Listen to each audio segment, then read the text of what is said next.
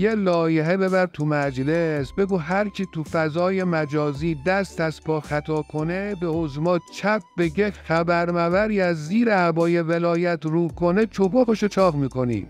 برو.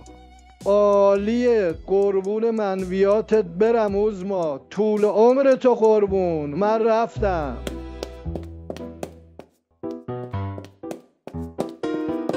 عظما دعوا نداریم اما پیشنهاد چنگی به دل نمیزد.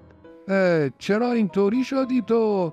ریس پرنده خورده بهت؟ ای کاش ریس پرنده میخورد. آقا هنوز طرح نداده، اون چنان طوفانی را افتاد که از بادش من اینجوری قرادبه شدم. وای به حال اینکه اجرا میشد. ای خاک بر سر من. همینه دیگه، عظمای شاخ شکسته که میگن منم، کرکوپارم ریخته دیگه، هیچ کی حرفمو نمیکنه. ناراحت نباش عظما، کلی دستاورد داشتیم، لایحه رو پس گرفتم، همینو به عنوان پیروزی و دستاورد دولتم تو بوق کردم.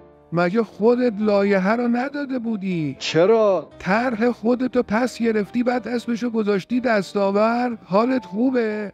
من فکر کردم خودم شوتم، مگو قابولتر از منم هست. ای بابا جای تشکرت عظما، ما رو بگو که تو این اوضاع زاگاریت واسه شما دستاورد جور کردیم. دعوا نداریم که، شما هم اینجا باش، ما میریم دنبال یللی تللی.